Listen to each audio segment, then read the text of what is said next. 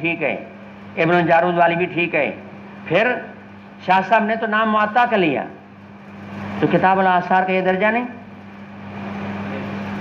بلکہ معطا تو معنی یوں سمجھیں کہ کتاب الآثار کے تصنیف کے بعد معطا لکھی گئی۔ امام صاحب نے کتاب الآثار اس وقت لکھی جب ان کے استاد مکرم حماد بن ابی سلیمان سن 120 میں جب فوت ہو گئے ہیں، اور امام صاحب نے اپنے استاد مکرم کی مسند سنبھالی ہے، تو جہاں اس نے فقہ کی تدوین کا کام کیا وہاں صحیح معمول بہا اور یعنی ایسی روایتیں جو بالکل صحیح معمول بہا، اب یہ قید بھی ذہن میں رکھیں، صرف صحت کافی نہیں، عمل بھی ضروری ہے۔ امام صاحب نے اپنی کتاب میں ایسی حدیثوں کا انتخاب کیا، امام ابو حنیفہ رحمہ اللہ نے، وہ کہتے ہیں کہ میں نے اس کو یعنی جو ہے انتخاب کیا ہے، میرے پاس یعنی اندی سنادی کو من الاحادیث کہ صندوقیں بھری ہوئی ہیں، بس صرف ان میں سے میں نے ان حدیثوں کا انتخاب کیا ہے جس میں انسانیت کو عمل کی ضرورت ہے۔ تو امام صاحب نے کتاب الآثار میں صحیح معمول بھی روایتوں کو جمع کیا۔ اب یہاں کہیں بھی یہ نہیں ہوگا کہ جو روایت صحیح بخاری میں ہو اس پر عمل بھی ہو، یہ نہیں ہے، لیکن کتاب الآثار کا یہ کمال ہے کہ اس میں صحیح روایتیں بھی ہیں، معمول بھی۔ اب آپ دیکھیں کہ صحیح بخاری موجود ہے کہ نبی کریم صلی اللہ علیہ وسلم نے کھڑے ہو کر کے پیشاب کیا، اور بیٹھ کر کے پیشاب کرنے کی ایک حدیث بھی صحیح بخاری میں نہیں۔ اب آپ جو ہے کھڑے ہو کر کے پیشاب کرتے ہیں یا بیٹھ کر کے کرتے ہیں؟ تو بھائی حدیث کے خلاف آپ کر رہے ہیں، آپ حدیث کے خلاف کر رہے ہیں، کیونکہ حدیث میں کہ کھڑے ہو کر کے پیشاب کرتے ہیں اور بیٹھ کے کرتے ہیں۔ آپ کیا جواب دیں گے کہ بھئی وہ روایت صحیح ہے لیکن اس کے اوپر امت کا عمل نہیں، اس کے اوپر امت کا معلوم ہوا کہ عمل کے لیے صحت کافی نہیں، عمل کے لیے تعامل ضروری ہے، کہ امت کا تعامل ہے کہ نہیں۔ تو امام ابو حنیفہ رحمہ اللہ نے کتاب الآثار ایسی کتاب رکھی ہے جس میں صحیح معمول بھی ہی روایتوں کو جمع کیا، اس لحاظ سے کتاب الآثار کا مقام سب سے اونچا ہے۔ اس طرح روایت میں آتا ہے، صحیح بخاری میں بھی ہے کہ نبی کریم صلی اللہ علیہ وسلم نے جب نماز پڑھی، اپنی نواسی کو کندھے پر بٹھا کر کے نماز پڑھی۔ تو اب بات یہ کہ تم جو جامع اشرف کی مسجد میں آتے ہو، نماز پڑھتے ہو، تو کبھی نواسی لائی ہے؟ یا آپ کی نواسی ہے؟ تو کسی کی نواسی سرے سے ہے ہی نہیں، یا تو شادی نہیں، شادی ہے تو بیٹی پیدا نہیں ہوئی، یا بیٹی پیدا ہوئی تو نواسی پیدا نہیں ہوئی۔ اب یہ سارے مسلمان ان کو کیا کہیں کہ تمہاری نواسی نہیں تو مسجد میں نہ ہو۔ اب روایت تو صحیح ہے، بالکل صحیح ہے، کہیں شک شبہ نہیں ہے، صحیح بخاری موجود ہے لیکن عمل اس پر نہیں ہے۔ اور صحیح بخاری میں روایت موجود ہے کہ نبی کریم صلی اللہ علیہ وسلم جوتی پہن کر کے نماز پڑھی۔ اب یہ آپ جوتی پہن کر نماز پڑھتے ہیں یا اتار کے پڑھتے ہیں؟ سنت کے مطابق کرتے ہیں، خلاف کرتے ہیں؟ بظاہر خلاف ہے، لیکن اس کا جواب ہے کہ روایت صحیح ہے، عمل نہیں ہے۔ روایت صحیح ہے، اصل بات یہ کہ عمل کے لیے صحت کافی نہیں، صحیح بات قرآن کی بھی ہو لیکن اگر اس پر عمل نہیں تو قرآن کی بات کو بھی نہیں لیا جائے گا۔ یہ تو حدیث ہے، قرآن کی بات پر اگر عمل نہیں، قرآن کی آیت منسوخ ہو گئی ہے تو قرآن نہ، اس کے قرآنیت میں شک ہے، زیر زبر کا انکار سے کفر ہوگا کہ نہیں ہوگا؟ لیکن عمل کریں گے؟ نہیں کریں گے۔ کیوں نہیں کریں گے؟ کہ منسوخ ہو گئی۔ معنی عمل کے لیے صحت کافی نہیں، عمل کے لیے معمول بھی ہونا ضروری ہے۔ تو میں عرض کر رہا تھا کہ صحیح جو ہے امام بخاری مالک کو دعویٰ یہ ہے کہ میری کتاب صحیح ہے، باقی دنیا جو ہے شواف ہے، یہ وہ سارے لڑ رہے ہیں کہ صحیح ترین کتاب کون سی ہے۔ جھگڑا شروع ہو گیا کہ جی سب سے صحیح کتاب کون سی ہے۔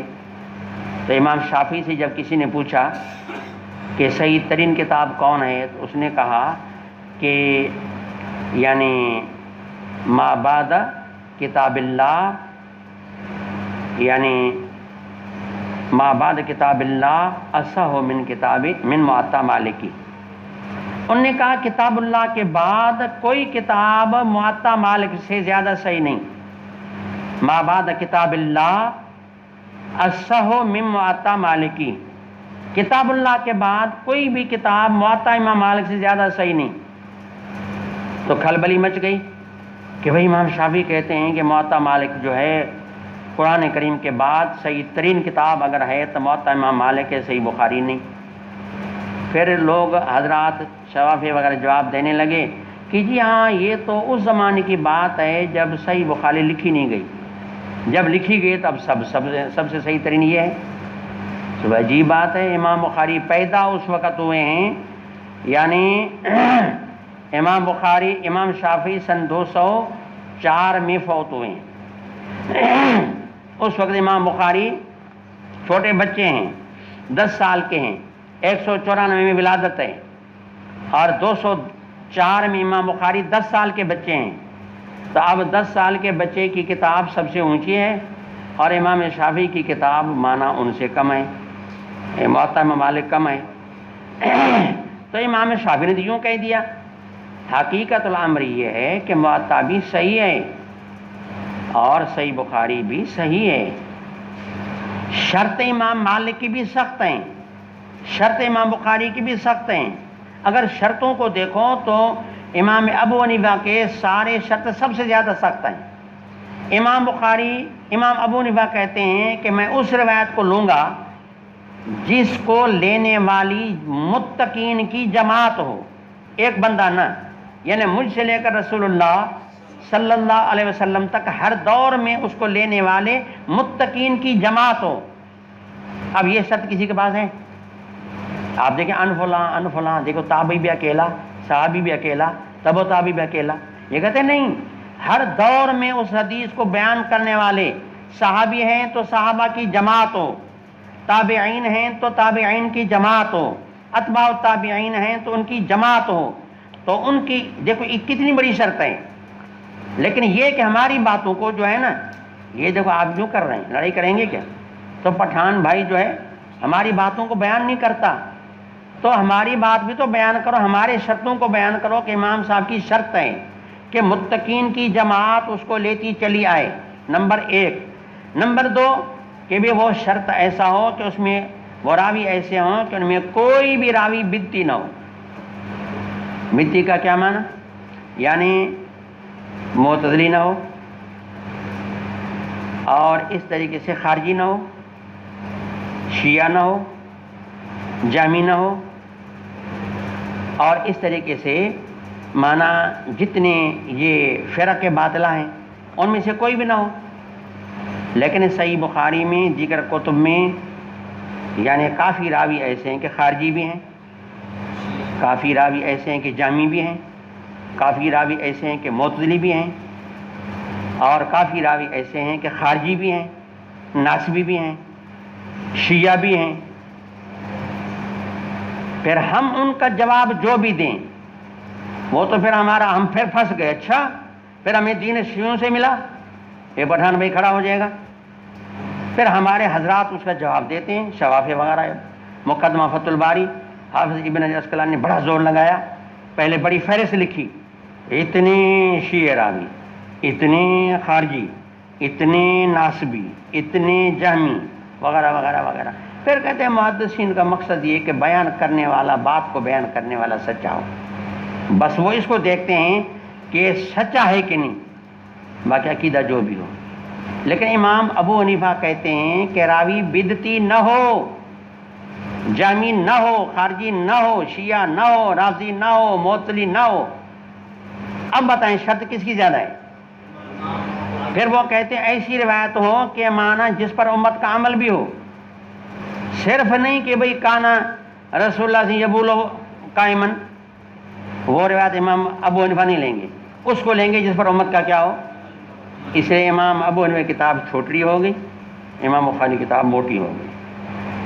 تو کہنے کا مقصد یہ کہ ہمارے سارے بزرگ ہیں، ہمارے محبوب ہیں، ہمارے آنکھوں کا نور، دل کا سرور ہیں، اور ہماری سب سے محبت ہے، اور ہمارے سب محسن ہیں. لیکن یہ باتیں آپ ہمارے بچے ہیں ہم آپ سے چھپائیں تو پھر یہ ہے کہ آپ تو جاہل رہ جائیں گے. حقیقت آپ کے سامنے ہو نا, بالکل صحیح ہے, آنکھوں پر ہے, لیکن ہر صحیح پر عمل ہوتا ہے کیا؟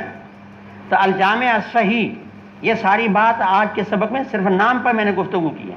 الجامع الصحیح المسند المختصر من امور رسول اللہ صلی اللہ علیہ وسلم سننی و ایامی. تو یہ بات فی الحال صحیح پہ چل رہی تھی کہ بھئی سب سے صحیح ترین کتاب کون سی ہے. پھر بعد کے لوگوں کا جھگڑا ہو گیا, کوئی کہتا سب سے زیادہ صحیح روایت جو ہے کون ہے, صحیح بخاری ہے. دوسرا قول یہ کہ سب سے زیادہ روایت صحیح کون ہے, مسلم ہے. تیسرا قول یہ ہے کہ دونوں برابر ہیں. اور ہمارے شافعی بھائی کہتے ہیں کہ جمہور کہتے ہیں کہ صحیح بخاری سب سے یعنی صحت میں زیادہ ہیں, کیونکہ ان کے شرطوں میں آگے انشاءاللہ پھر ذکر آئے گا, ان کا کچھ شرط زیادہ ہے. بس فی الحال اس بات کو یہاں روکتے ہیں, صحیح تک ہم پہنچے. ٹھیک ہے, الجامع بھی بتائیں گے کہ جامع کیوں ہے اور حدیث کی کون سی کتابیں جامع میں آتی ہیں. آخر دعوانا الحمدللہ رب العالمین.